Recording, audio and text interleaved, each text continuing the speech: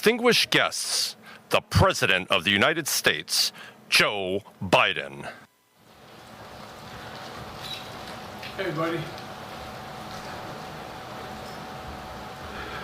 Thank you. Please be seated. Well, good evening. We just concluded this year's NATO Summit.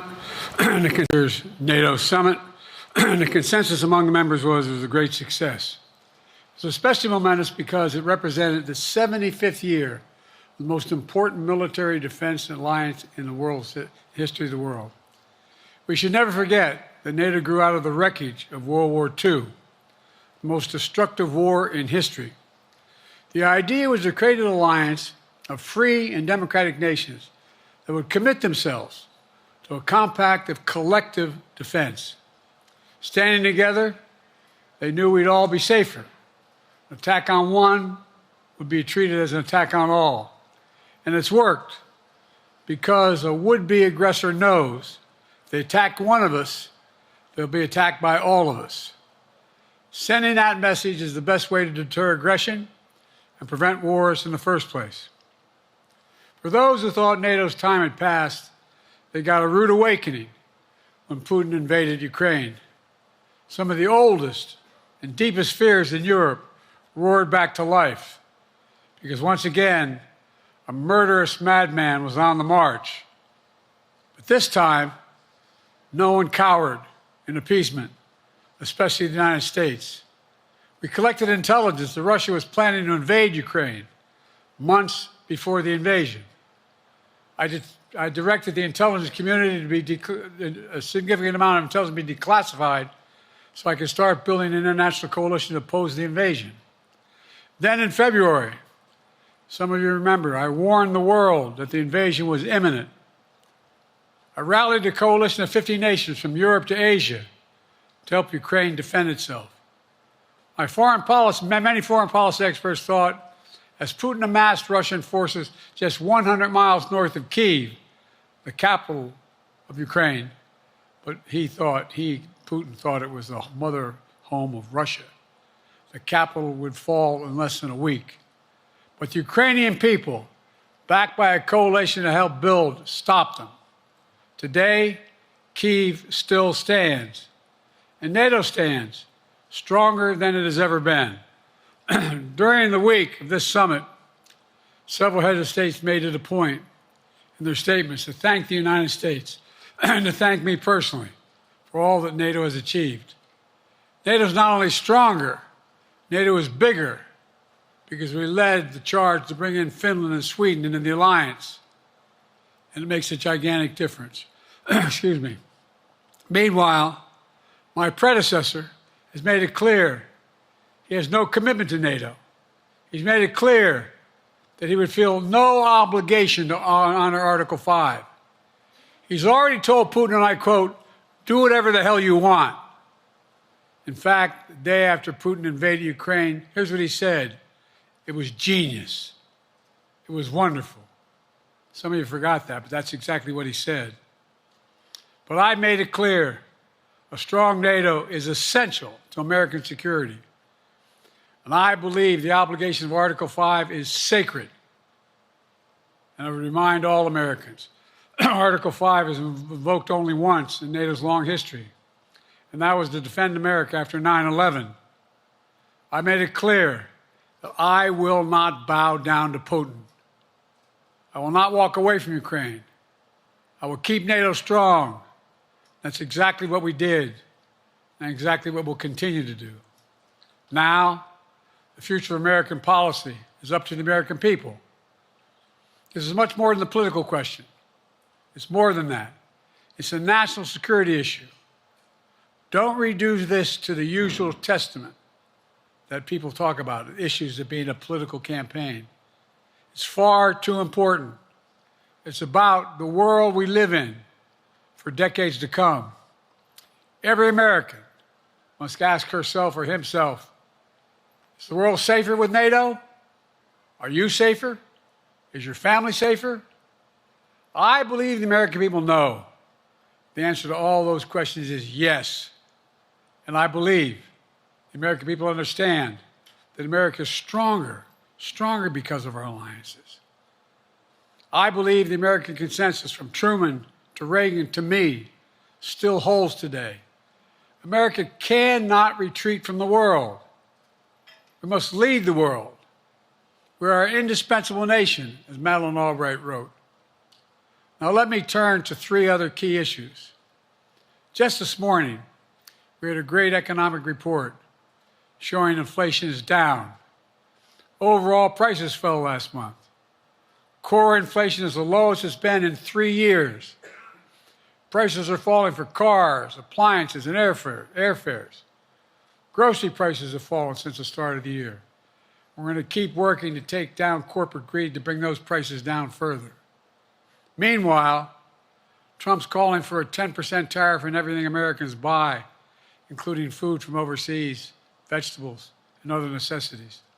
And economists tell us that would cost the average American working family another $2,500 a year. It's a tax of $2,500 a year. Second, our efforts to secure the border, southern border, is working. After Trump killed the bipartisan effort to secure the border, Republicans and Democrats had worked on, because he thought it would benefit me and make him a loser, Republicans walked away. So I took executive action last month. As a consequence, working with Mexico, border encounters have gone down over 50%. The current level is lower today than when Trump left office. Third, for months, the United States has been working to secure a ceasefire in Gaza, to bring the hostages home, to create a path for peace and stability in the Middle East.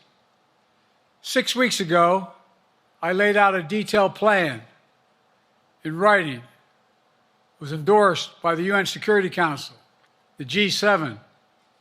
That framework is now agreed on by both Israel and Hamas.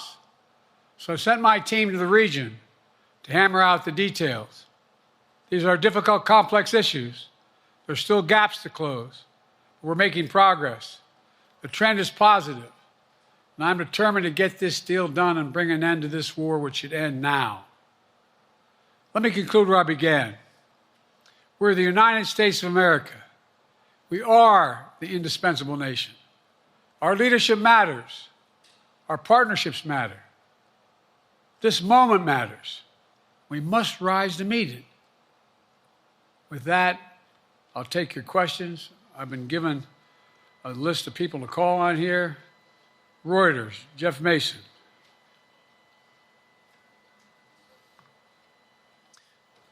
Mr. President, your political future has hung over the NATO summit a little bit this week. Speaker Pelosi made a point of suggesting that your decision on whether to stay in the race was still open. George Clooney and a handful of lawmakers have called on you to step aside. Reuters is reporting tonight that UAW leadership is concerned about your ability to win. UAW just endorsed me, but go ahead. Thank you. My question for you is, how are you incorporating these developments into your decision to stay? And separately, what concerns do you have about Vice President Harris's ability to beat Donald Trump if she were at the top of the ticket? Look, I wouldn't have picked Vice President Trump to be vice president, but I think she was not qualified to be president. So let's start there. Number one. The fact is that the consideration is that I think I'm the most qualified person to run for president. I beat him once, and I will beat him again. Secondly, the idea, I served in the Senate a long time. The idea that senators and congressmen running for office worry about the ticket is not unusual. And I might add, there are at least 5 presidents running or incumbent presidents who had lower numbers than I have now, later in the campaign. So there's a long way to go in this campaign. And so I'm just going to keep moving. And because, look, I got more work to do. We've got more work to finish. There's so much, we've made so much progress. Think about it. Think about where we are economically relative to the rest of the world. Name me a world leader who wouldn't want to trade places with our economy. We've created over 800,000 manufacturing jobs, 1.5 million. So things are moving. We got more to go. Working class people still need help. Corporate greed is still at large. The corporate profits have doubled since the pandemic. They're coming down, and so I'm optimistic about where things are going. Danny Kemp, AFP. Thanks. Thank you, Mr. President. I wanted to ask you about you mixed up Presidents Zelensky and Putin earlier today. And you now have sort of your key allies, including the British Prime Minister, the President of France, the German Chancellor having to step in and make excuses for you on that. Officials here are saying off the record that your decline has become noticeable. Hasn't this now, frankly, become damaging for America's standing in the world? Thank you. Did you see any damage to our standing by leading this conference? Have you seen a more successful conference? What do you think? And the Putin piece, I was talking about Putin, and I said, and now, at the very end, I said, Putin. I said, no, I'm sorry, Zelensky. And then I added 5 other names. Look, guys, the idea anybody suggests that we haven't had an incredibly successful conference. How many times did you hear in that conference, I know it sounds too self-serving, but other leaders, heads of state, in thanking me, saying the reason we're together is because of Biden, because Biden did the following. Look, folks, this is well, anyway, I thought it was the most successful conference I've attended in a long time, and find me a world leader who didn't think it was. Next one, Nancy Cordes, CBS.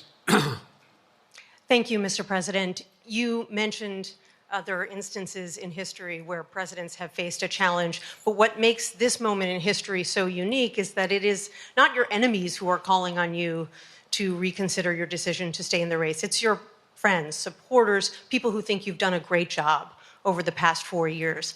Have you spent time thinking about what it would mean for your legacy, which you've worked decades to build, if you stay in the race, despite the concerns that voters say they have, and you lose to someone who you yourself have argued is unfit to return to the Oval Office? Well, look,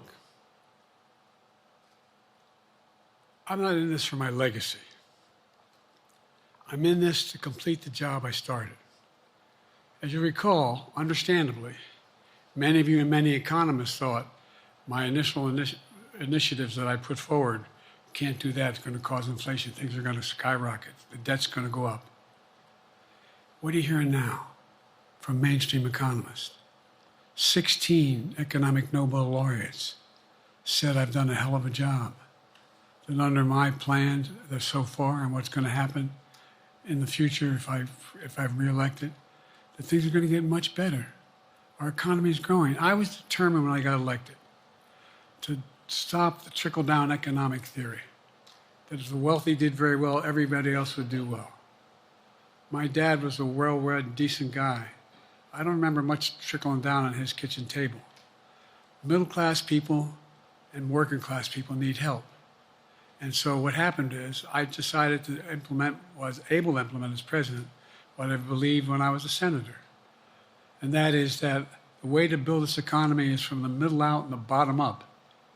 That way we grow the economy. And the wealthy still do very well. They do fine. And guess what? Find me an economist, a mainstream economist who said we haven't done well. What have we not done that isn't working right now? And so we got more to do, though. We got to finish the job. And by the way, I come from the corporate state of the world. Delaware has more corporations registered in Delaware than every other state in the nation combined.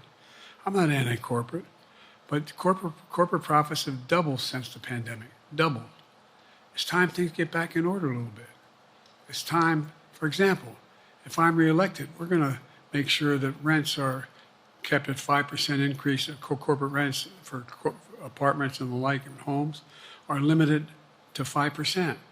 we're going to make a lot of changes that I've been talking about because we're going to continue to grow this economy. And by the way, remember how I got so roundly criticized for being so pro-union, not labor, union. Well, guess what? I've been the most pro-union labor president in history. Not a joke. And guess what? We had the Treasury Department do a study. When unions do better, everybody does better. Everybody does better. And we talk about how, for example, remember when we talked about getting the computer chip industry back in the United States? Used to be 40% of the industry. We invented the chip. 40% of the industry was in the United States. And former presidents decided that the best way to do it is find the cheapest labor in the world, send the product over there, and import what the product was. And so what did I do? I was told not to go over to to Asia, including Europe, but Asia. And I remember going to South Korea, convincing them to invest $20 billion in the United States to build computer chip factories. And I asked why when they finally decided to do it. And the answer was because you have the safest economy in the world and you have the best workers in the world. So the whole idea here is we've invested, there's over $50 billion in investment in computer chip manufacturing just coming into being. None of you thought that would happen. None of you thought that would happen. But it's happening. It's happening. And it's going to grow economies all through. And by the way, red states and blue states.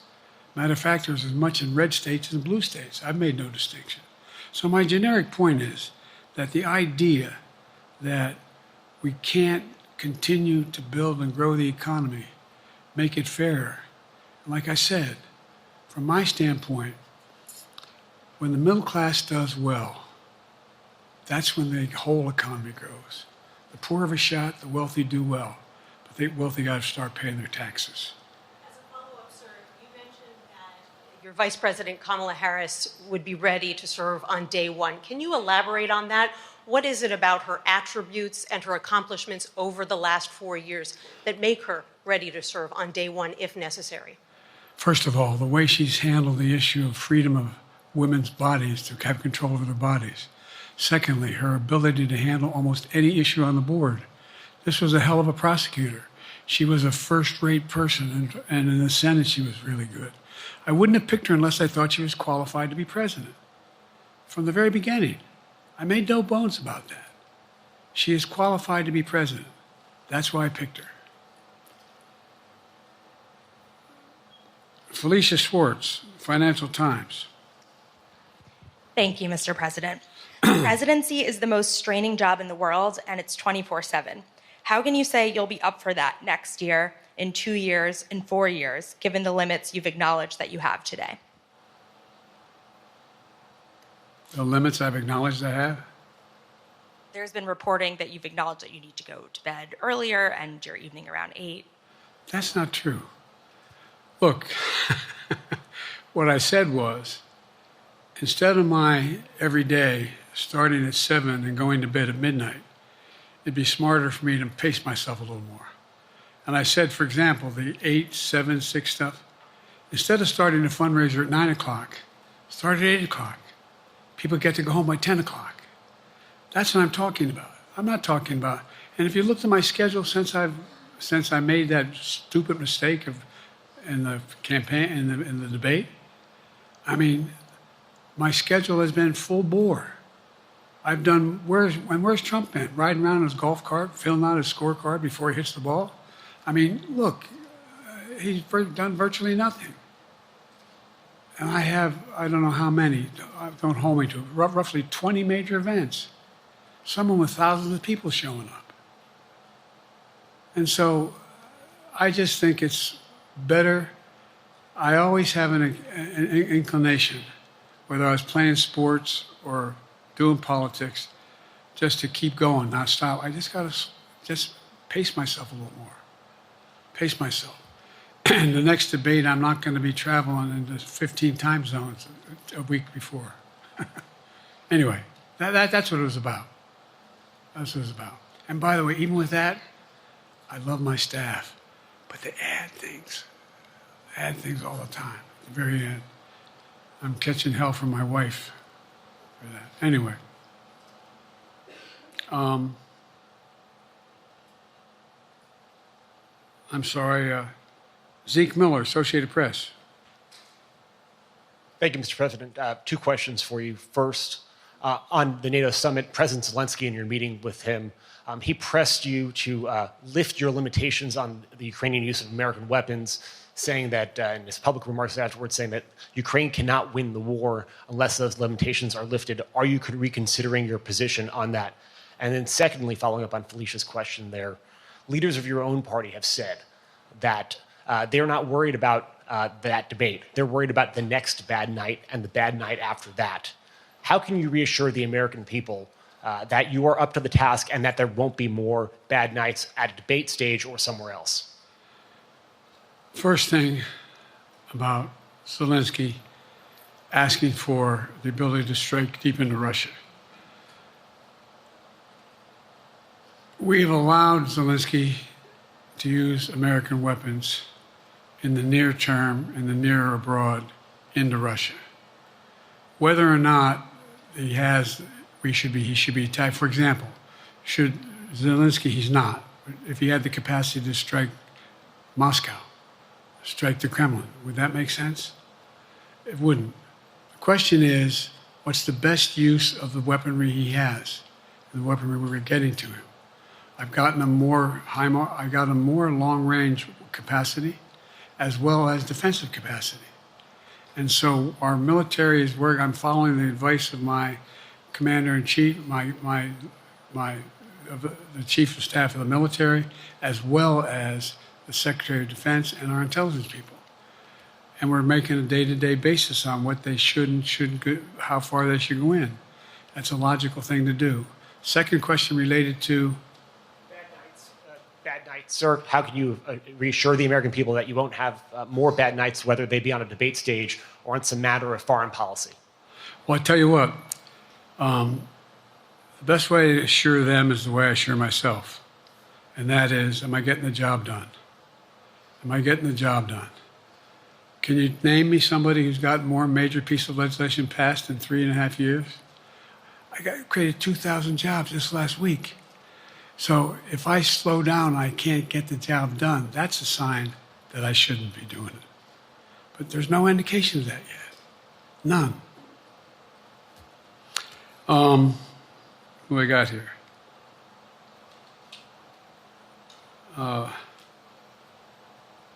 Merrick, Pulaski Radio. Thank you, Mr. President. How are you?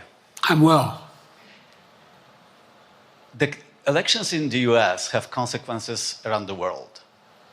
You have pretty high standing in Europe. I just asked President Macron about you, and he said we are happy to have him as the President of the United States. But there is a concern.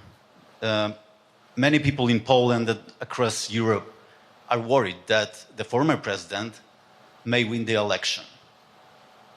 And there's a lot of concern that Donald Trump may weaken NATO, stop supporting Ukraine, or push Ukraine to give up territories to Russia. They're correct. And yourself was warning just 2 minutes ago about it. So my question is, do you think that Europe will be left on its own if Donald Trump wins the election? And what's your advice to European leaders to prepare for possible US disengagement? Well, look,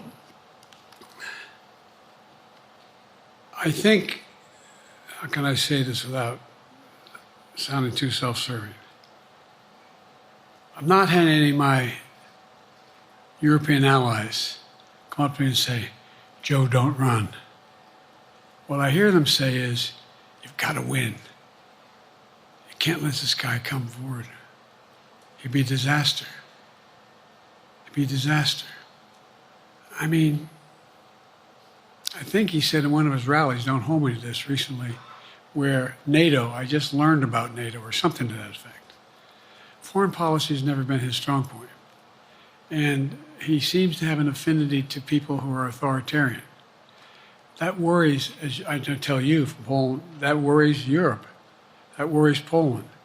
And nobody, including the people of Poland, think that if he wins in Ukraine, he's going to stop in Ukraine, that that's going to be the end of it.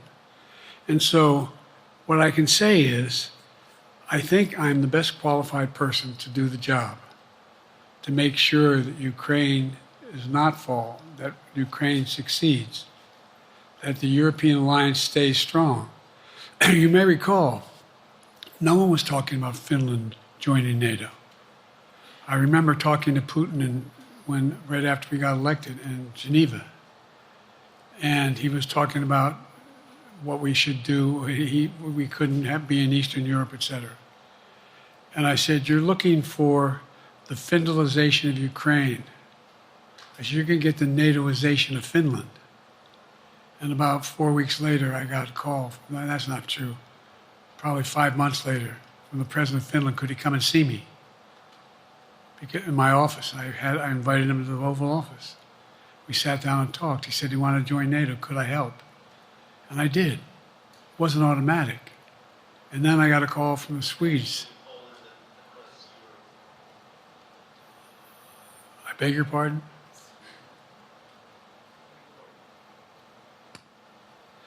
And so Finland joined NATO. 800-mile border is significant. And they were already allies, but they weren't part of NATO. And you heard, I think you heard, maybe, I can't recall whether he said it publicly in our closed meeting, but he wouldn't mind it being repeated. He said, we decided in Finland, the people of Finland decided they had to be part of NATO. It was in our interest because of the joint ability to be together, to dissuade any attack on Finland. And the same thing with Sweden.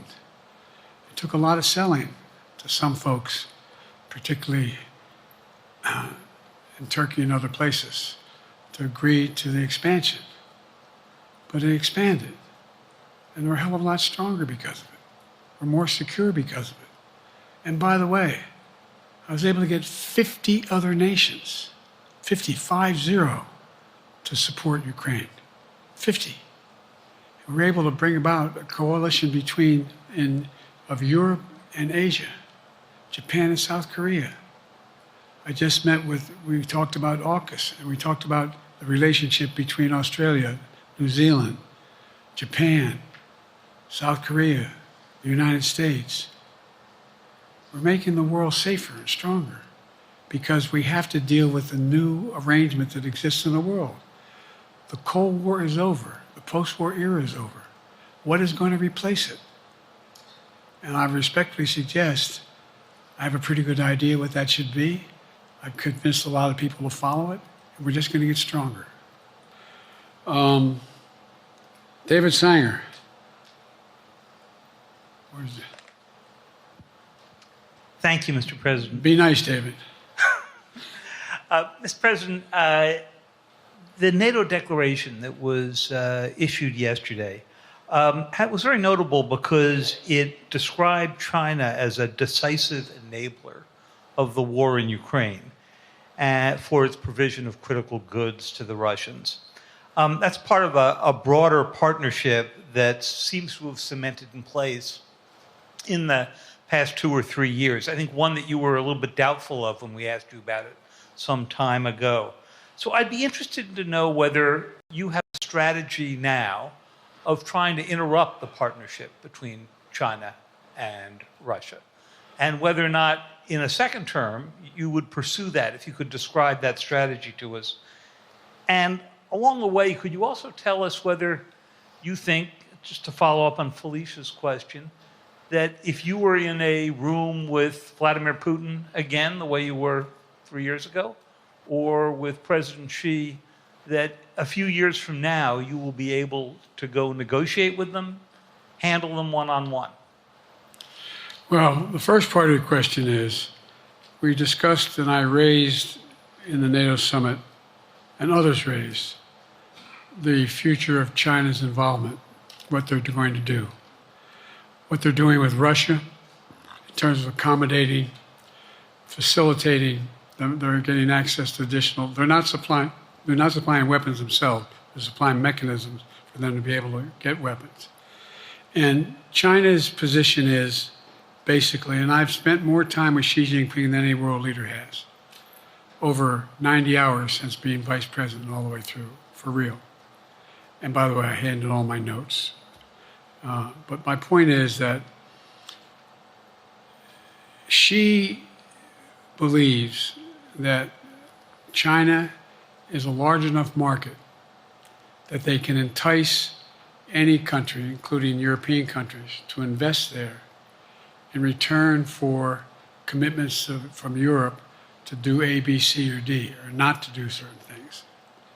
What's happened is we had a long discussion about what we have to make clear. China has to understand that if they are supplying Russia with information and capacity, along with working with North Korea and others to help Russia in armament, that they're not going to benefit economically as a consequence of that by getting the kind of investment they're looking for.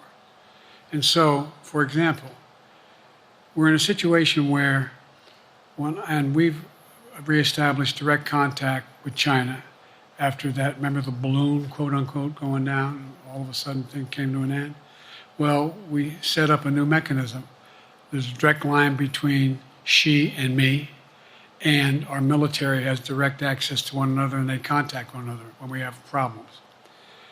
The issue is that we have to make sure that Xi understands there's a price to pay for undercutting both the Pacific Basin as well as Europe, and as it relates to Russia and dealing with Ukraine.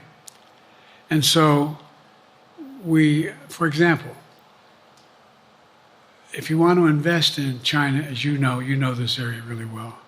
If you want to invest in China, you have to have a 51% Chinese owner. You have to make sure that you do by their rules. And you don't have the authority, and you have to provide all access to all the data and information you have. There was a while there, as you recall, the last administration and other administrations, where the access to that market was enticing enough to get companies to come in because they had access to over 1 billion people in a market, not 1 billion, but a lot of people in the market. And so they were doing it. But that got curtailed when we started saying we're going to play by the same rules. For example, the idea they don't abide by the international rules related to subsidizing products by the government funding. So guess what? They're not going to be able to export their electric vehicles to the United States without a significant tariff. Others are doing the same thing around the world. But it is a concern. It is a concern that you have both China, North Korea, Russia, Iran, countries that are not necessarily coordinated in the past, looking to figure out how they can have impact. Interrupt that impact? Yes, I do, but I'm not prepared to talk about the detail of it in public. And I think you'll see that some of our European friends are going to be curtailing their investment in Russia. In China, as long as China continues to have this indirect help to Russia in terms of being able to help their economy as well as help them in, as a consequence of that, their ability to fight in Ukraine. The other thing that we talked a lot about is that, and I raised it, and I didn't hear any. I can't swear that everyone agreed because not everyone got to talk about it. But we need a new industrial policy in the West. For example, we talked about how both the EU as well as NATO has to be able to begin to build their own munition capacity, has to be able to generate their own capacity to provide for weapons and the ability to. It came as a surprise to some of us how we had fallen behind in the West in terms of the ability to construct new material, new weaponry, new everything from vehicles to weapon systems. And so one of the things that came out of this was we're going to be meeting again with a number of my colleagues, my European colleagues, is what do we do to increase the capacity of the West, particularly in Europe and Japan, to be able to generate the kind of ability to produce their own weapon systems. Not just for themselves, but to be able to generate that. It's the same, it's what Russia's trying to figure out. That they went to China and they didn't get the weapons, but then they went to North Korea. But we're going to be in a position where the West is going to become the industrial base for it to be able to, the ability to have all the defensive weapons that we need. That was a discussion as well. Mr. President, I'm not sure you answered on whether you would be ready to go deal with Putin and Xi 2 or 3 years from now. I'm ready to deal with them now and 3 years from now. Look,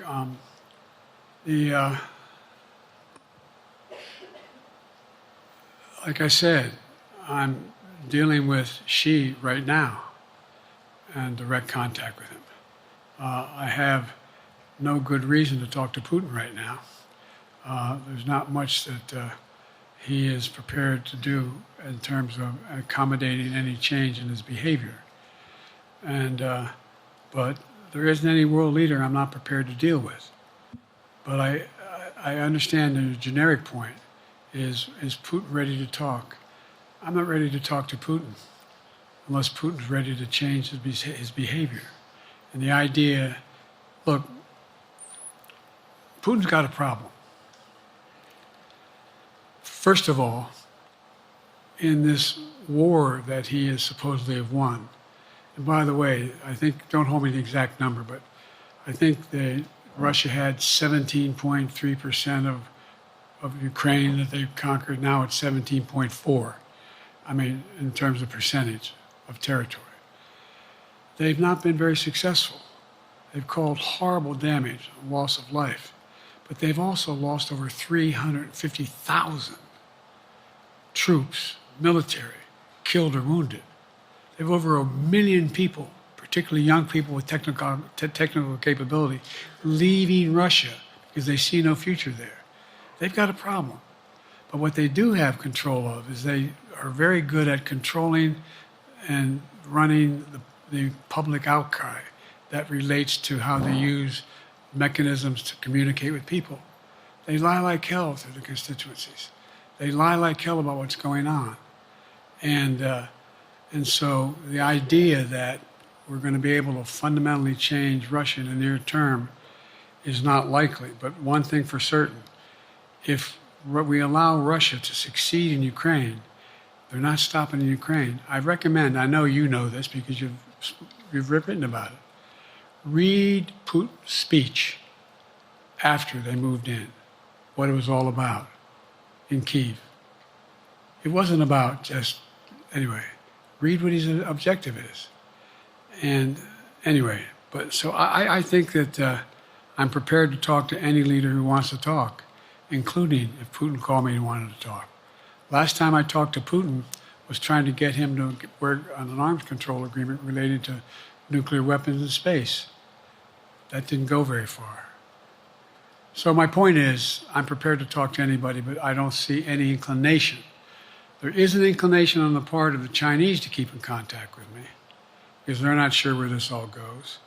And look what's happened in Asia. We have strengthened the Asian Pacific area more than anyone else has. We just put together with, today I brought on, I asked our NATO allies that we bring on the group from the South Pacific, Australia, New Zealand, Japan, Australia. I already mentioned Australia. And I met twice now, I think, with the 14 leaders of the Pacific Island nations. And we've slowed down what's going on there.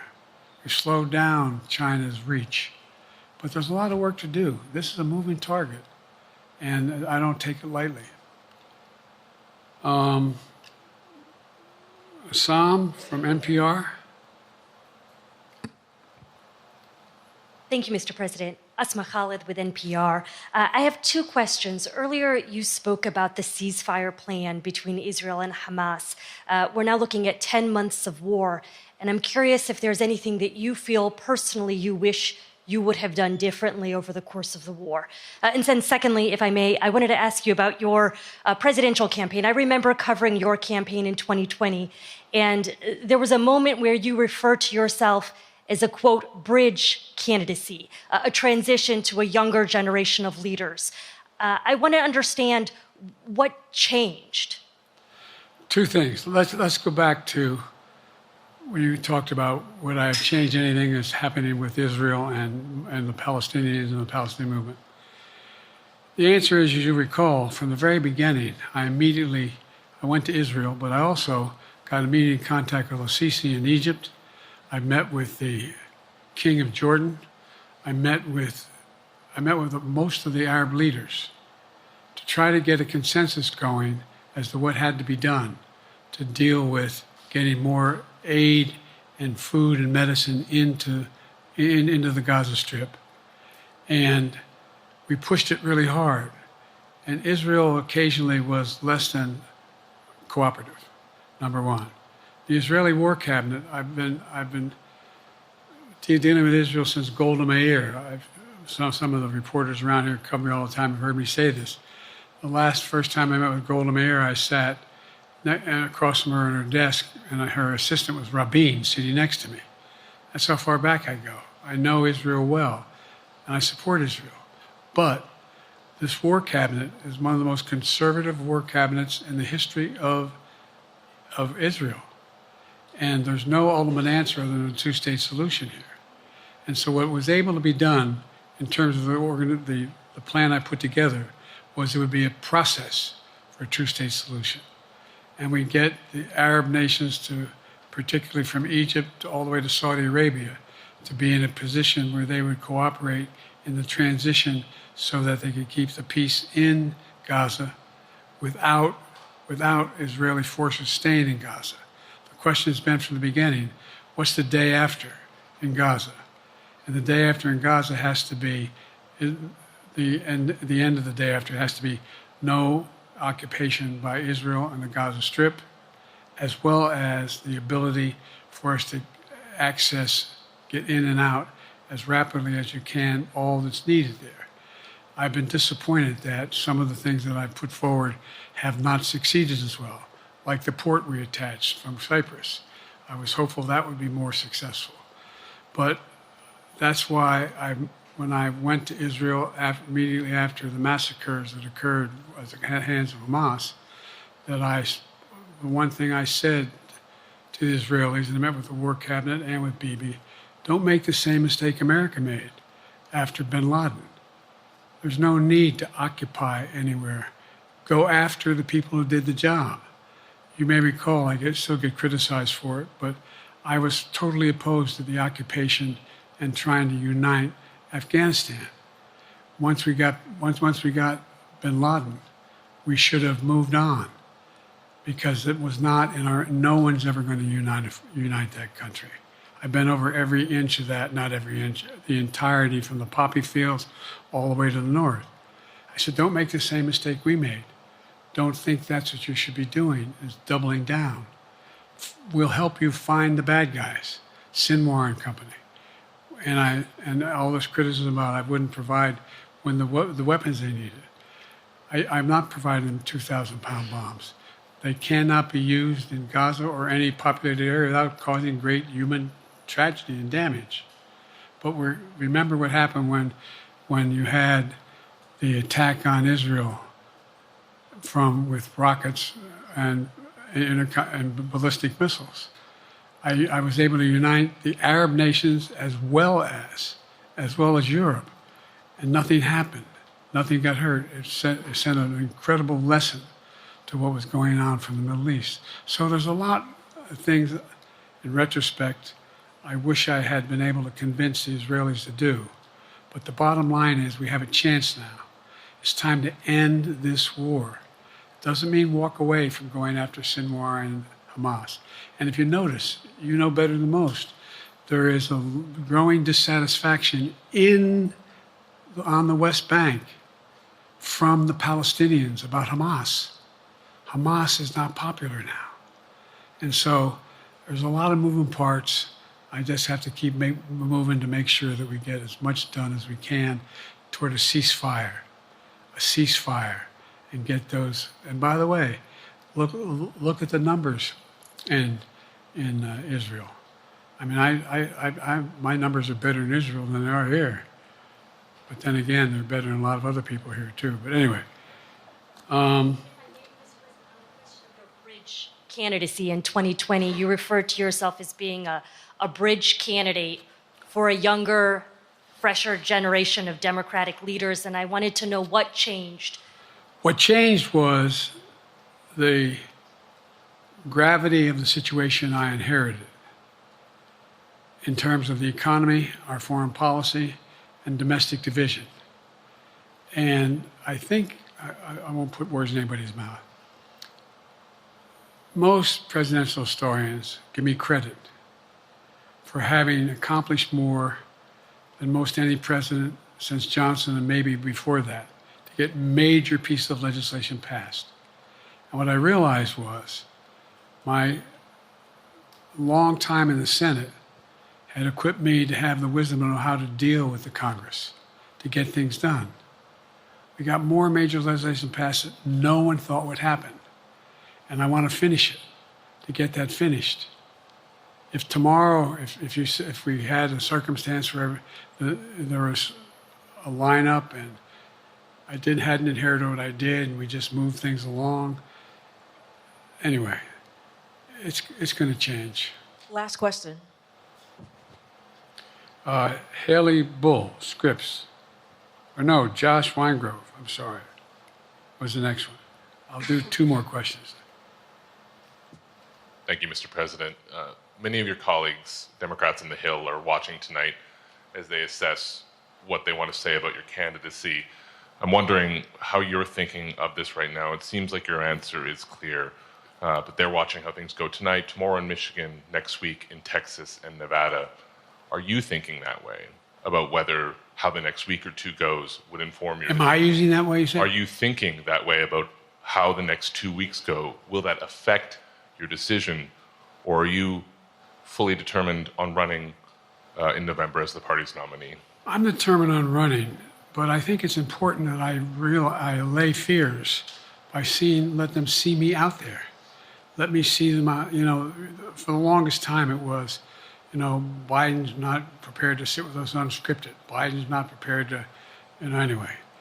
And so what I'm doing is, and I've been doing, I think we've done over 20 major events from Wisconsin to North Carolina, to demonstrate that I'm going out in the areas where we think we can win, where we can persuade people to move our way, or people are already there. And here, look, the other thing is, we have the most extensive campaign organization of anybody's had in a long, long time.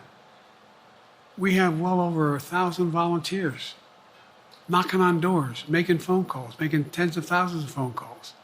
We have headquarters, I forget exactly how many, I don't want to cite a number and then find out I'm off, but we have scores of headquarters in all the toss-up states. We're organized, we're moving, and that's awful hard to replace in the near term. And here's the other thing. I was in the Senate a long time. Very proud of what I've done in the Senate. I was chairman of the Foreign Relations Committee for a long time, and I was chairman or ranking member and chairman of the Judiciary Committee. I'm going to be going down to the Johnson Library. I'm going to be going around making the case of the things that I think we have to finish and how we can't afford to lose what we've done or backslide on civil rights, civil liberties, women's rights. There's that little button we have. Control guns, not girls. I mean, the idea We're sitting around. That's where Kamala's so good as well. We're sitting around. More children are killed by a bullet than any other cause of death. The United States of America. What the hell are we doing? What are we doing? We got a candidate saying, promise the NRA, don't worry, I'm not going to do anything. I'm not going to do anything. We got a Supreme Court that is what you might call the most conservative court in American history. This is ridiculous. There's so much we can do still. And I'm determined to get it done. It's about freedom. And by the way, I'll end this. Well, I'm not going to do that. Haley has to come up too. But I remember I made a speech on democracy in Philadelphia at Independence Hall. And I'm not being critical, just observing. The bulk of the press said, what the hell is he talking about that for? Democracy. You did. Democracy is not an issue. Democracy is not an issue. Except the polling data showed 60% of the people knew I was right, thought I was right. I'm not asking you a question. You don't have to answer, obviously. But do you think our democracy is under siege based on this court? Do you think democracy is under siege based on Project 2025? Do you think he means what he says when he says he's going to do away with the civil service, eliminate the Department of Education, make sure, we've never been here before. And that's the other reason why you say, hand off to another generation. I've got to finish this job. I've got to finish this job because there's so much at stake. We've had some discussions over the past few days with your press secretary about the question of health exams. And you said you take a cognitive test every day in this job. Are you open to taking another physical or test before the election? Governor Whitmer of Michigan, for instance, said it wouldn't hurt to take a test. Well, look, two things. One, I've taken 3 significant and intense neurological exams by a neurologist. In each case, as recently as February. And they say I'm in good shape, okay? Although I do have a little problem with my left foot because it's not as sensitive because I broke my foot and didn't wear the boot. But I'm good. I'm tested every single day about my neurological capacity to do decisions I make every day. You talk to my staff, all of you talk to my staff. Sometimes my staff talks a lot. But the fact of the matter is, I don't think you have them telling you that all the major ideas we've undertaken haven't been in part initiated by me. I remember when the staff and I said, I'm going to go to South Korea, we're going to get the chip. What are you doing? I'm going to get Japan and Korea back together again after essentially having hostilities toward one another since the end of World War II. I'm going to move and see that we can expand it. The only thing age does is help you with it. Creates a little bit of wisdom if you pay attention. And so the point I'm making is, I think it's important that if the neurologist tells me he thinks I need another exam, and by the way, I've laid every bit of the record out. Hadn't hidden a thing. You ought to ask Trump for his, okay? I laid it all out. And every single day I'm surrounded by good docs. If they think there's a problem, I promise you, or even if they don't think it's a problem, they think I should have a neurological exam again, I'll do it. But no one's suggesting that to me now. And I'll ask you another question. No matter what I did, no one's going to be satisfied. Did you have 7 docs? Did you have 2? Who'd you have? Did you do this? How many times did you? So I am not opposed if my doctors tell me I should have another neurological exam, I'll do it. But that's where I am. Haley Bull, Scripps. Thank you, Mr. President. You said you're making decisions on a day-to-day basis when it comes to support for Ukraine. Does that mean you have not closed the door on further considering lifting restrictions for U.S.-made weapons inside Russia? And if I may, your convention is coming up where your delegates are pledged to make you the official nominee If they have second thoughts, are they free to vote their conscience? Obviously, they're free to do whatever they want, but I get overwhelming support. Overwhelming support. I won, I forget how many votes I won in the primary. Overwhelming. And so tomorrow, if all of a sudden I show up at the convention, everybody says, we want somebody else, that's the democratic process. It's not going to happen. Even if that means they vote for someone else? Sure. Look,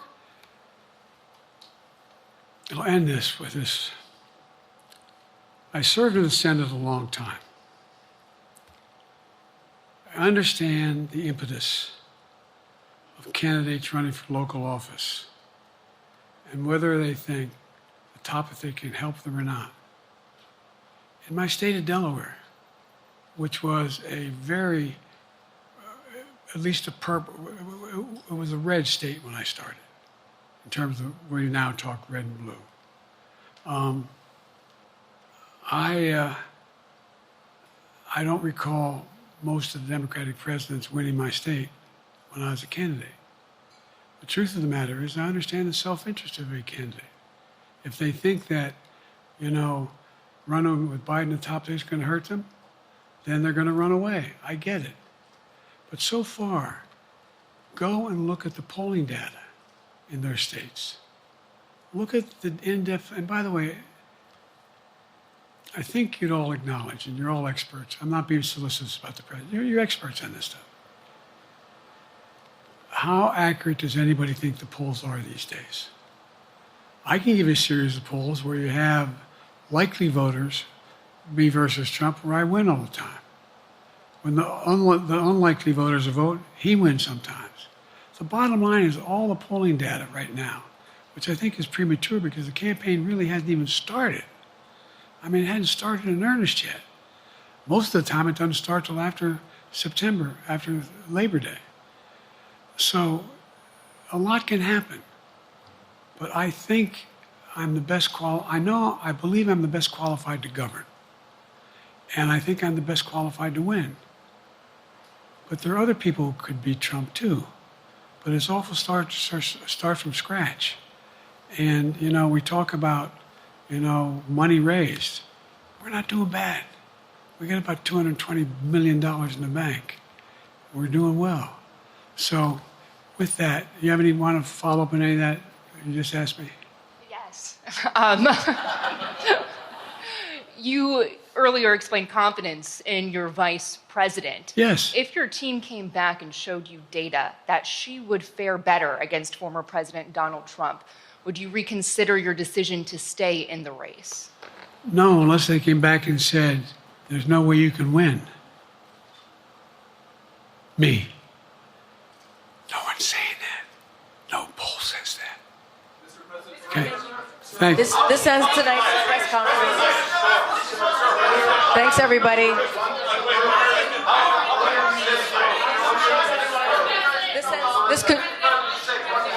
This concludes. Respectfully, earlier you misspoke in your opening answer. You referred to Vice President Harris as Vice President Trump. Right now, Donald Trump is using that to mock your age and your memory. How do you combat that criticism from tonight? Listen to him. This concludes tonight's press conference. Thank you, everybody. Thanks, everyone.